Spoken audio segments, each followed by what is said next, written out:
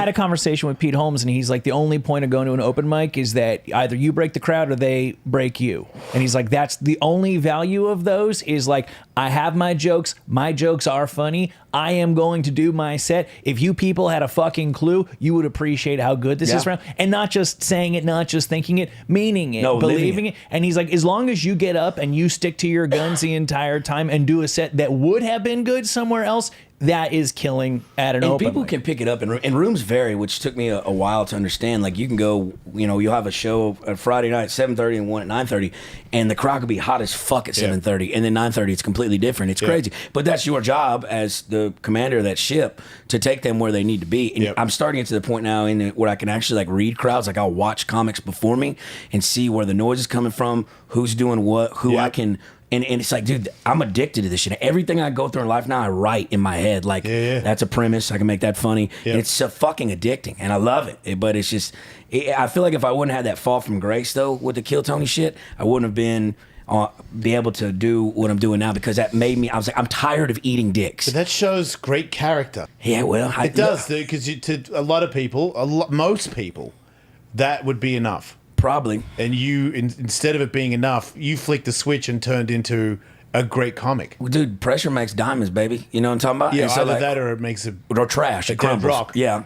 But when I quit my job in the oil field, I was making like $450,000 a year. I had a whole ass career. Like, I mean, I was running crews. I was drilling for one of the biggest oil field companies in the world. Yeah. So when I told my mom, I was like, I'm thinking about quitting my job doing this full time. She goes, that's fucking stupid. Yeah. Don't do that. I was like, come to the New Year's Eve. She's a parent. She's got to say come to the New Year's Eve party. And it was Tony Hinchcliffe before the one that they were doing at the Forum and all HEB Center. He had one New Year's Eve night. And he's like, hey, come do 10 minutes. And that was the first night, genuinely, I could look back in my career and be like, I absolutely killed that night. Yeah. And my mom happened to be there, and she walked to me and she goes, all right, there's something here. Now, I was still not good. It just so happened, luck of the draw, I just didn't fucking miss that night. And I was like, fuck it, I can do this. But like, I know, like, I can always go back out and do oil field shit. But like, dude, I know work. I know 12, 16-hour days in the middle of the goddamn heat, throwing fucking tongs, being up for 40 hours trying to get this wellbore drilled.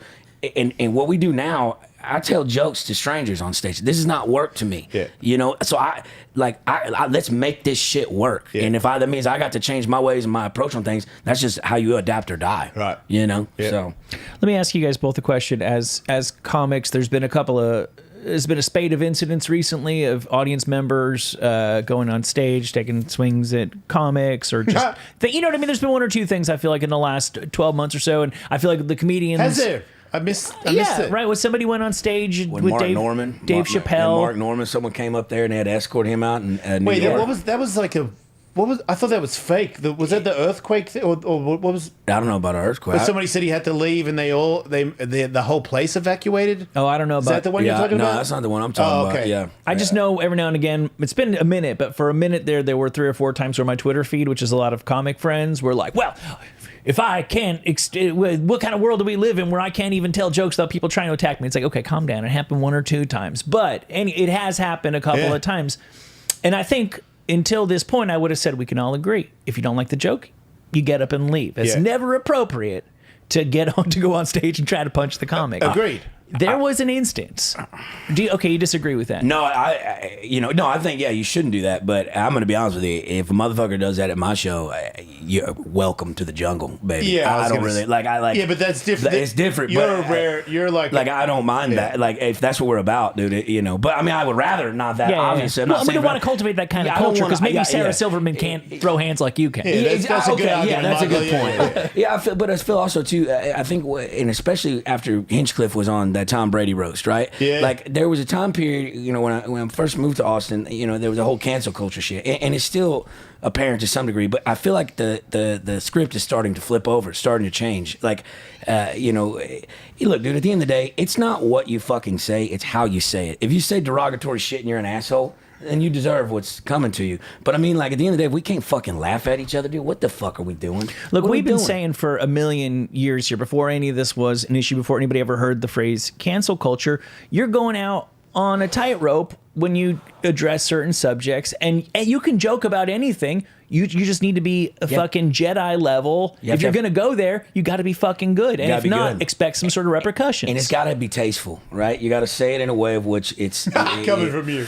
Yeah, but I mean, yeah. But I mean, like, I'll shit on everybody, but I also shit on myself too, right? Like, I won't take myself That's my whole serious set. too. You know what I'm saying? So, but I mean, self-deprivation too. Like, I see a lot of comics use it, and yeah, it's a good tool to have. But I'm gonna shit on myself confidently, right? You know what I'm saying? Because I feel like people in a room, they feed off of energy, and if your energy is confident, like, they'll get behind that. I mean, Hitler ruled a whole nation by screaming and hollering.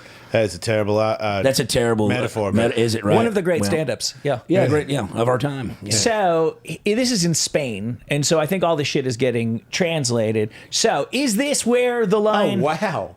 Holy shit! Right now, so there's the swing, and this guy's gonna. Wait, there's more. Why doesn't somebody stop him right there? Okay, so pause it for a second.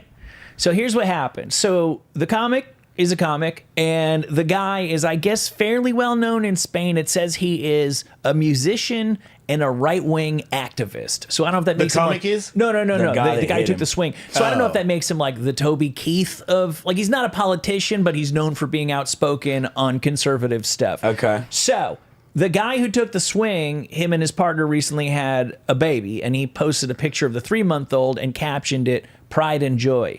That comedian saw it and replied, "Nothing and no one can prevent the possibility that he is gay, and when he grows up, he will get tired of sucking black cock." I would have swung on that motherfucker too. That's pretty funny. It's a joke, but that's not doing stand-up and being offensive. That's you bashed him on social On media, social media. and he came to beat you up for it. That's- So the guy, Like, he didn't get punched because of the joke on stage. No. right? So he replied, the guy who throws the punch replied online, "I assure you that you are going to apologize for what you said about my 3-month-old son. You will discover real life is not Twitter." And then shows up I at the guy's fucking next like show. that. Yeah, I it's a like little- that a lot. That's a little different. That's different than like the shit with Chris Rock But it's also and all them. yeah. But it's also I don't want to. When you're as big as that guy and the guy that's the comic can't defend himself, I don't know, man. I don't fight people that have no chance against me. Well, And that- I and mean, that- and but like, look, I'm like, if that guy said that about my kid, first of all, come on, dude. Like, I don't care. Like, people have said on social media stuff to me that is just as bad as that, if not worse. And I've never thought about. Well, okay, man. Okay, I'm not gonna lie. Have I thought about it? Yeah, I've thought about it, but I've never got in my car or said something back where I was like, "Oh, I know where your next show is, and we'll see about that." That's somebody that has his own problems. Sorry, but that's you can't fight the internet and you shouldn't respond Yeah. to comments. Yeah, and people- I've, right. I've done it in the past and been like, send daddy or pull up, you know, because you know where I'm gonna be performing at. Yeah. And you can't. You just gotta let it go. You just like you can't make everybody like you, and people are gonna hate you. That's you really know? the to let it go is the smartest. But thing to for do. one thing, right because there, that's assault and it's on video. it is. You know, but- because but- I'm thinking that guy, I hit you. It's on video. He calls the cops. I got to go to court, or I could have gone, dude. My son is 3 months old. I'm pretty sure you don't know what cock he's gonna suck. Yeah. I think I'm just gonna let it go. Like, who fucking cares? Because I don't. Because it's not enough, dude.